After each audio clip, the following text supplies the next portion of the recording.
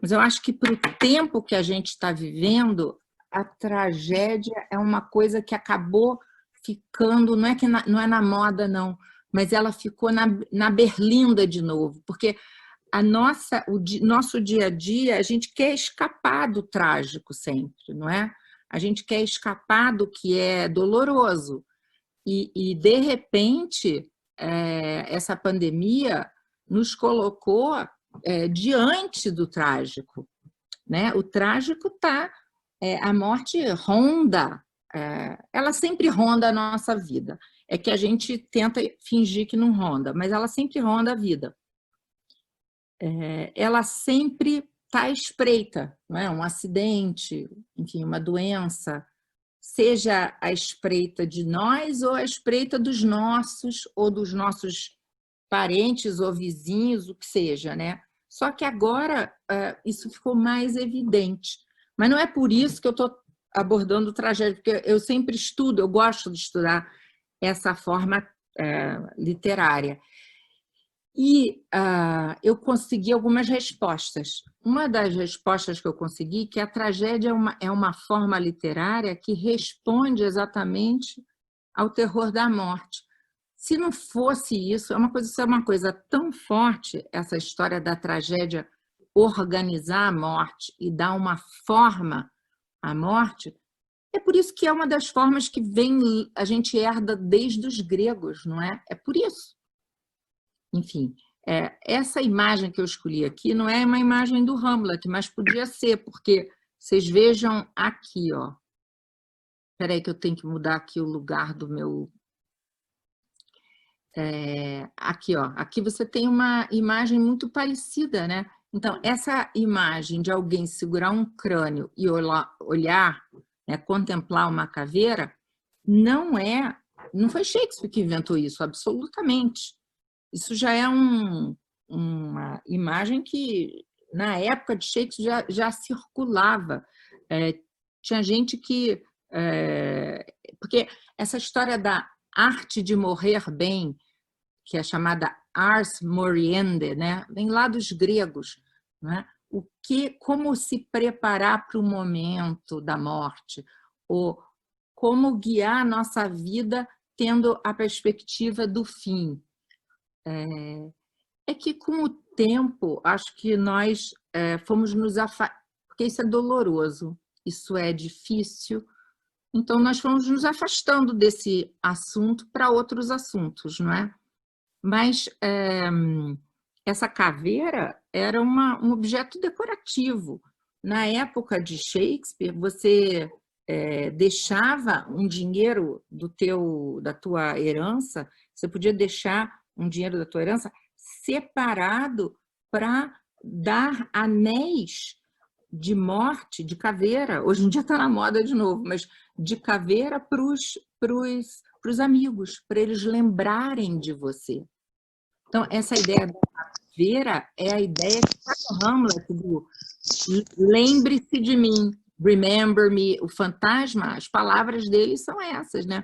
O fantasma do pai é lembre-se de mim. Mas isso não quer dizer que eu seja trágica, gente. Trágico é a vida, não sou eu que sou trágica. Espera aí, eu me confundi aqui no slide, né? Eu queria dizer o seguinte: a tragédia na forma literária, ela é diferente da tragédia na vida. Porque a tragédia na forma literária, ela organizada como literatura, ela permite um afastamento, que a gente tenha um distanciamento da tragédia para poder exatamente pensar sobre o que a tragédia apresenta, sobre a morte, sobre a justiça, sobre o que for. Então, aqui, ó, olhem bem aqui, quando eu escrevi isso aqui, ó, por que tragédia, né? Por que tragédia como literatura? Eu não estou cultivando a tragédia como vida, vamos dizer assim, na minha vida pessoal, não é isso. Eu acho que eu estou querendo colocar para vocês a ideia de que a forma trágica, que andava meio fora de moda, mas que é uma das formas mais antigas da literatura, a gente herda da tragédia grega, é uma forma tão forte porque ela organiza essa experiência da morte. Ela dá uma forma à experiência da morte. E é uma forma que não nos ameaça, porque não é um caminhão que vai passar por cima de você. É apenas a arte organizando um temor que a gente tem, né? Que é o temor, esse temor aí da morte, né? E a ideia é o seguinte, é que, então, olha aqui, eu botei a tragédia não vale pelo desastre que apresenta, mas pelas perguntas que provoca. Então, a tragédia do Hamlet, você pensar nas tragédias de Shakespeare, Hamlet, Otelo, Rei Lear e Macbeth, não tem só essas, tem outras. Tem Antônio e Cleópatra, Titus Andrônicos, Romeu e Julieta, enfim, o que mais? Antônio Cleópatra, Titus Andrônicos, Timão de Atenas, tem um monte de tragédia. Até mesmo o Mercador de Veneza, que era uma comédia, você pode... já tem ali um conteúdo trágico. O Shylock, o judeu de Veneza, tem um conteúdo trágico forte. Mas isso aqui é importante, que a tragédia não vale pelo desastre que apresenta. Então, é diferente da tragédia que a gente vê na televisão, que quando você vê uma tragédia num jornal nacional, na verdade, você vê pelo espetáculo, vamos dizer, o espetáculo da morte, enfim, o tsunami. Não, a tragédia literária, ela tem outra função, uma função mais nobre do que dessa função que é quase, enfim, dessa função, não é que é uma função pequena que a televisão representa, porque ela traz informação e tudo, mas não é uma função de você ficar jantando e vendo como imagem, simplesmente. A tragédia, ela instiga perguntas, reflexões, e é nesse sentido que as tragédias de Shakespeare são importantes e são diferentes da tragédia do dia a dia, né? Então, quando você é capaz de refletir sobre, parar e refletir sobre, a tragédia te dá essa força, esse potencial maior de se tornar mais forte, de te ajudar a enfrentar a crise, o tempo, o futuro, ou, se não adiantar muito de nada, vamos dizer, o enfrentamento, pelo menos a compreensão. Eu acho que, para mim, funciona muito mais como a compreensão das coisas do que talvez o enfrentamento. Eu acho que a tragédia te dá um potencial reflexivo muito, muito grande. Por isso que elas sobrevivem, né? Por isso que o Édipo sobrevive, Antígona, por isso que as tragédias de Shakespeare são tão famosas, né? São tão importantes. Enlouqueceu e caiu no rio e se afogou. Então, esse é um quadro pré-rafaelita do Millet. As vestes da Ofélia se ensopam de água, é a morte pela água. E vocês vejam só que no quadro fica mais fácil a gente entender, olhando esse quadro bonito, e eu tenho outros quadros bonitos aqui também, vou mostrar aqui, ó, de perto aqui, e vão ter outros quadros aqui, tá? Porque Shakespeare alimenta muito a arte da pintura. Nos quadros fica mais fácil a gente entender a beleza da morte, do que se eu falar simplesmente, vamos ler a tragédia tal. Só o nome tragédia já arrepia, tem gente que sai correndo para o outro lado, entendeu? E aqui, no quadro, não, você vê que a morte, né, quando tornada objeto artístico, a Clarice vai poder falar melhor isso na música, né, os requiems, ela pode se tornar bela, né? E com a vantagem de que você, olha, isso que eu acho incrível, adoro essa palavra aqui, gente, vicariamente. O que quer dizer vicariamente? É que você vive a alegria ou a tristeza através do personagem. Então, o melhor da tragédia é que você não precisa vivê-la. Basta você assistir aquele personagem vivendo a tragédia, o Hamlet, a Ofélia, e vicariamente você vai ter essa experiência e vai conseguir chegar às verdades viscerais sobre o humano. Então, esse sofrimento vicário, né, ele não é um sofrimento, é diferente do sofrimento, vamos dizer, real do dia a dia. Ele é real, mas ele é real no sentido da realidade da arte. Ele te leva a essa verdade visceral, e isso te ensina, nos ensina a chegar mais perto e lidar melhor com sofrimento, injustiça, perda, morte, mal, enfim, todas essas coisas negativas que a gente tende a evitar. Então, por isso que a tragédia é importante. Por isso que eu acho que agora, nessa época que a gente está vivendo de pandemia, eu acho que isso ficou mais claro para todo mundo, porque de alguma forma a gente teve que se defrontar com isso, teve que enfrentar essa tremenda crise, e eu acho que aí, né, que envolve sofrimento, injustiça, perda, possibilidade de morte muito próxima. E eu acho que talvez isso tenha até nos aproximado um pouco da forma trágica, né? Agora, eu queria ainda falar um pouco mais da forma trágica como filosofia. A experiência do trágico tem vários, enfim, uma infinidade de livros sobre o trágico, mas a gente pode dizer que uma coisa em comum da tragédia é essa desorientação. Então, isso é muito marcante hoje para a gente, né? O que vai acontecer comigo, o que devo fazer, qual o caminho certo da ação. Você tem isso no Hamlet muito claro, né? O Hamlet, ele não sabe se o fantasma que apareceu é do pai ou é um demônio querendo tentá-lo para o precipício. O Macbeth também vive essa desorientação, o Otelo tem uma crise epilética até. Então, essa experiência da desorientação, a tragédia envolve essa desorientação, o eu desorientado, o que devo fazer, o Édipo, né? O que devo fazer, como é que eu vou, né? Desde o Édipo, eu não vou falar da tragédia grega aqui, mas enfim, o Édipo, em determinado momento, ele está desorientado. Desorientação e em muitas tragédias, desorientação quanto a quem sou eu, né? Há um questionamento de quem sou eu, né? Quem pode me dizer quem sou? Quem diz isso é o Lear.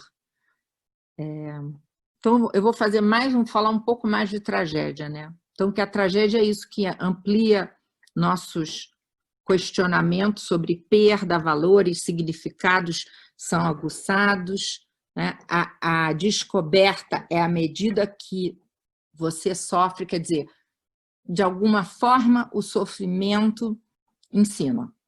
Ou você, se não ensina, você aprende, vamos dizer.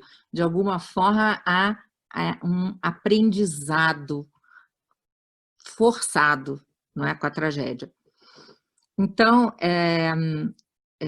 Shakespeare é um grande trágico porque ele viveu entre dois mundos, e a tragédia é isso aí, é uma forma entre dois tempos, quando você tem dois sistemas de valores se confrontando, o velho e o novo, as certezas do velho mundo, as incertezas do mundo novo que se apresenta. Shakespeare é um autor produto dessa passagem dos valores medievais para o mundo, a modernidade, né?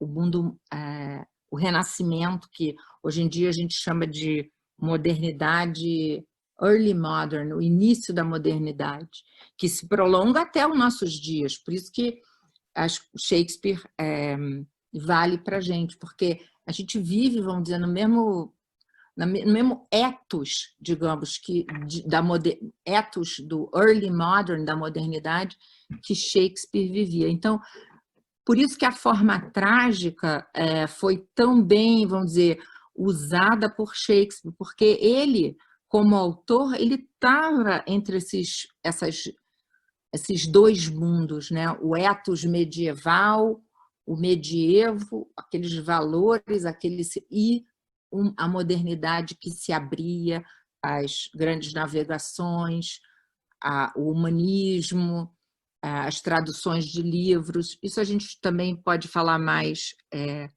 depois. Olha aqui, ó, esse é o Richard Burton, né, fazendo o Hamlet. Para mim é o melhor Hamlet, é esse aqui até hoje. Eu tenho isso no ouvido, porque eu nunca não vi isso aqui. Passou em Nova York, mas tem uma gravação. E o John Gielgud fazia o fantasma. E o Burton era de uma região de Wales, de Gales, que fala de uma maneira muito cantada e muito rica, que dizem que se aproxima da maneira como os elisabetanos soariam hoje. Então, eu acho que, sei lá, eu acho que eu fiquei impressionada com isso. O Burton, para mim, fazendo Hamlet, é o que há. Bom, vamos então voltar à pergunta inicial do curso, né? Por que Shakespeare? E eu acho que a gente vai explorar isso durante o curso, né? Porque Shakespeare, ele observa. E o que ele observa? Ele observa comportamento, ele observa as emoções, ele observa e anota e retrata, né? Os desejos, os deveres. Quando a gente fica entre deveres e emoções, e, enfim, ele observa como a gente se conduz, que é exatamente comportamento, né? E a gente vê nas peças os personagens avaliando-se a si mesmos, não é? Então, e avaliando os outros. Então, por isso tudo eu acho que Shakespeare é importante para a gente. Isso aqui é assim, botei um geral. Isso aqui é uma imagem do Ricardo III, do David Garrett, um grande ator shakespeariano do século XVIII, fazendo Ricardo III, ele acordando do pesadelo, que ele está tendo um pesadelo com os crimes que ele cometeu. Quem dera todos os nossos políticos tivessem pesadelos com os crimes que cometeram. Mas, enfim, é tudo isso aqui, né? É toda essa observação do humano, do comportamento, da emoção, do dever, de você estar entre um dever e outro dever, né? Como conduzir a sua vida, como se avaliar. O Harold Bloom falava uma coisa incrível, que os monólogos de Shakespeare, tem gente que diz que é chato, não é nada chato, é alguém se ouvindo, alguém se entre-ouvindo. Eu acho essa ideia espetacular, assim. Então, eu acho que vou pegar um pouco a ideia de tragédia e agora colocar em Shakespeare, né? As tragédias de Shakespeare retratam esses momentos de crise.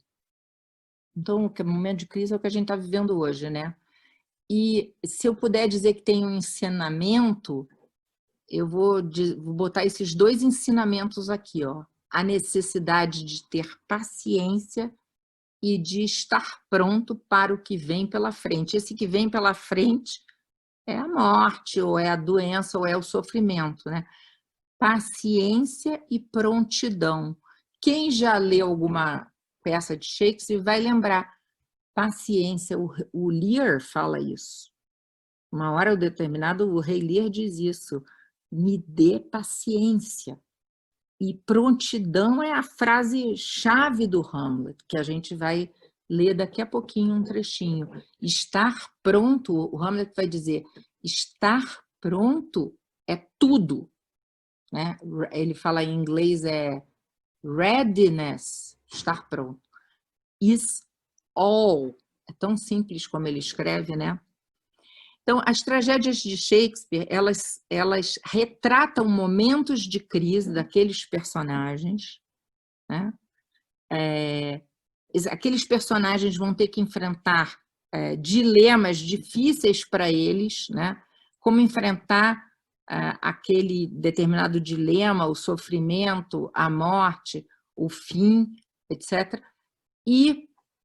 Mas esses monólogos, essa linguagem de Shakespeare que o pessoal acha que é difícil ou enrolada, Não é, gente. Quer dizer, não é uma linguagem como a da televisão muito imediata.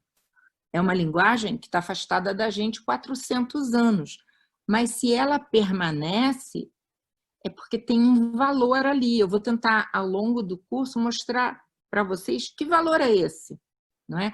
E não é o valor do floreado. Acho que isso é legal da gente deixar bem marcado aqui.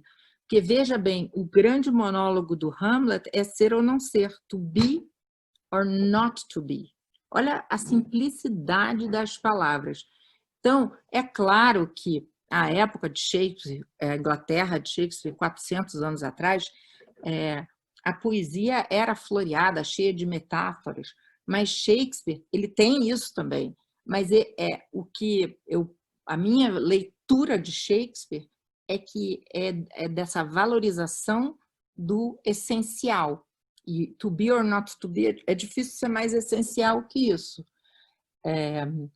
Ele tem metáforas difíceis, linguagens às vezes um pouco, frases mais vamos dizer, enroladas, mais complicadas, mas acho que ele caminha ao longo da trajetória dele para uma essencialidade, tanto que os outros dramaturgos não permaneceram, envelheceram, os contemporâneos dele, ele permaneceu. Eu vou tentar mostrar esse ponto para vocês.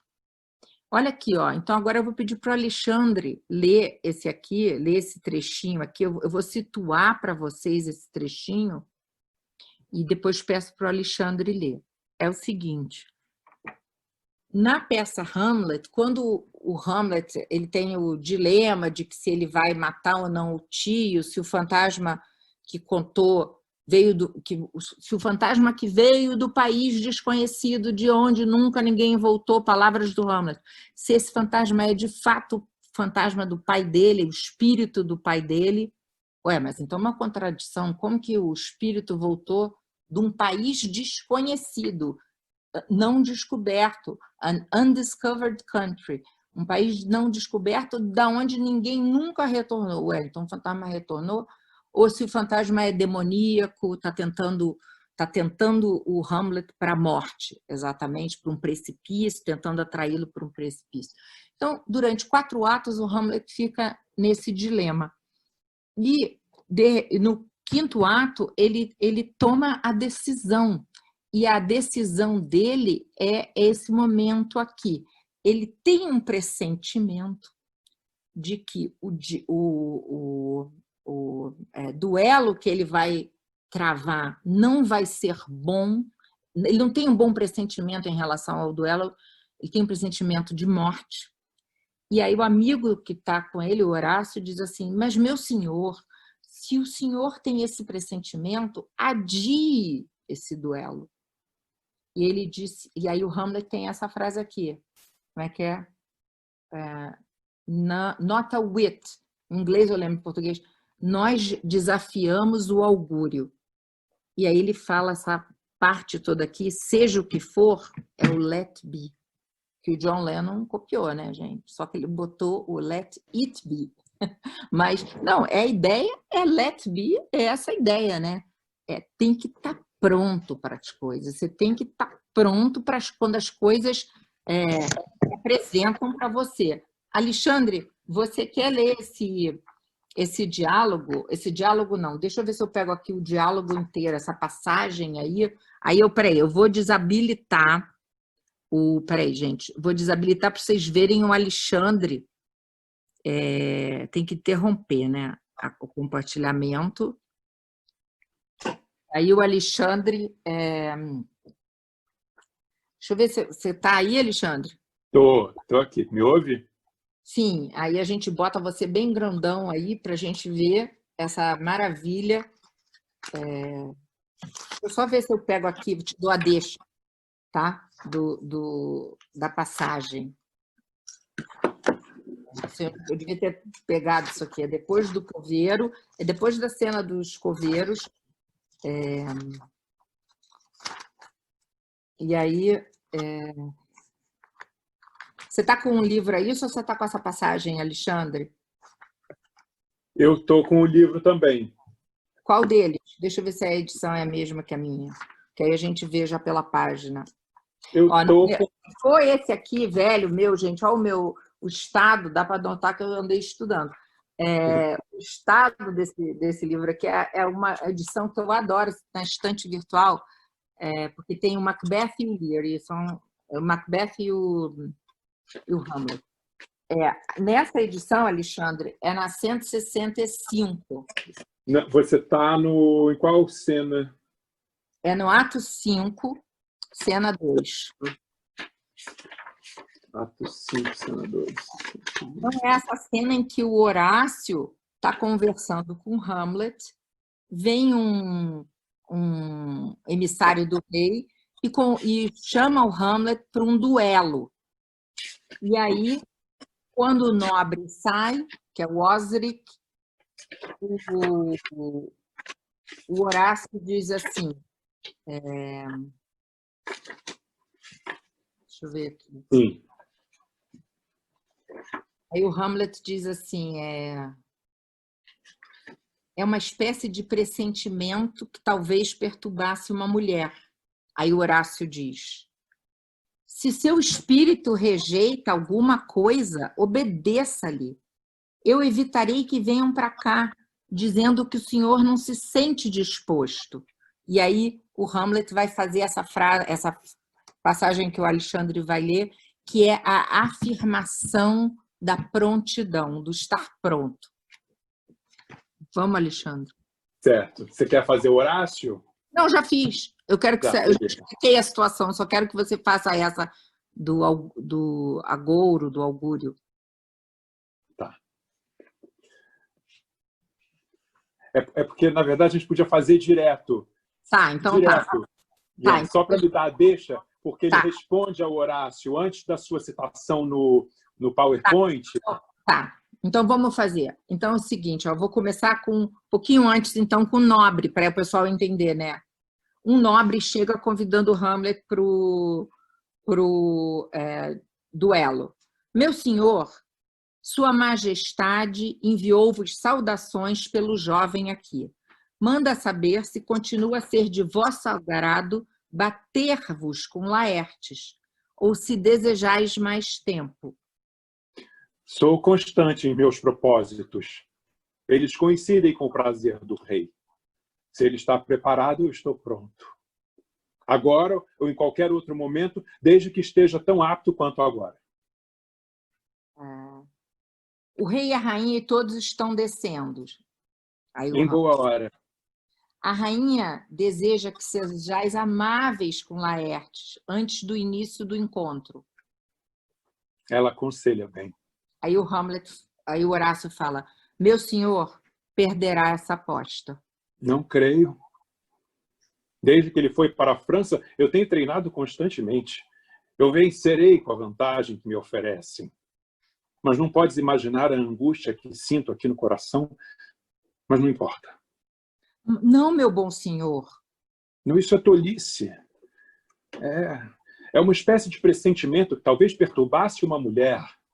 Se o seu espírito rejeita alguma coisa, obedeça-lhe. Eu evitarei que venham para cá, dizendo que não se sente disposto. De modo algum. Nós desafiamos o augúrio. Há uma providência especial na queda de um pardal. Se tiver de ser agora, não está para vir. Se estiver para vir, não será agora. E se não for agora, mesmo assim virá. O estar pronto é tudo. Se ninguém conhece nada daquilo que aqui deixa, que importa deixá-lo um pouco antes? Seja o que for. Então, eu vou voltar lá para a nossa tela para a gente olhar... Cadê minha tela? A gente olhar essa passagem de novo. Olha aqui, gente, o Alexandre leu. Olhem aqui, ó. O que ele está falando, ó. Se tiver de ser agora, não está para vir. Se não estiver para vir, será agora. E se não for agora, mesmo assim virá. Olha que coisa incrível. If it be now, em inglês é If it be now, it's not to come. If it's not to come, it be now. And if it be not now, yet it will come. O estar pronto é tudo. Readiness is all. Se ninguém conhece aquilo que aqui deixa, que importa deixá-lo um pouco antes? Let be. É uma maravilha. Agora, isso aqui, cadê a palavra difícil aqui? Tá difícil aqui é o pensamento. Porque não é um pensamento, vamos dizer, que você consegue dizer, né, Alexandre? Você que faz novela, até na novela das 8. Se eu chegar e falar rapidamente assim, se tiver que ser agora, não está para vir. Se não estiver para vir, será agora. E se não for agora, mesmo assim virá. O pensamento é um pensamento difícil. Porque esse pensamento é complexo, né? O que ele está dizendo? As palavras são simples, mas a reflexão é muito profunda, né? É o let be, né?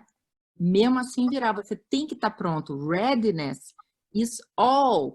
Então, eu não sei como é que vocês veem isso aí, gente, mas eu olho isso aqui e aí a gente pensa assim, vamos botar uma camiseta assim, né? Com Shakespeare na camiseta, com uma frase bacana, as rosas são vermelhas, violetas são... Não dá, porque as frases essenciais de Shakespeare, elas não cabem nem em caneca, nem em camiseta. Como que eu vou botar essa frase numa camiseta? Let be.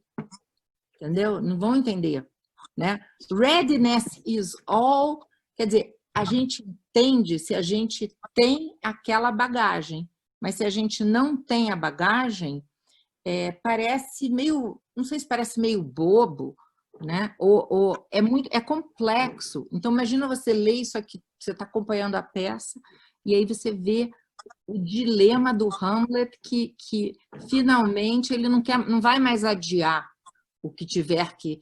É aquela coisa de adiamento, de postergar, né? Então, aqui ele diz assim, se tiver que ser agora, não vai ser depois, não está para vir.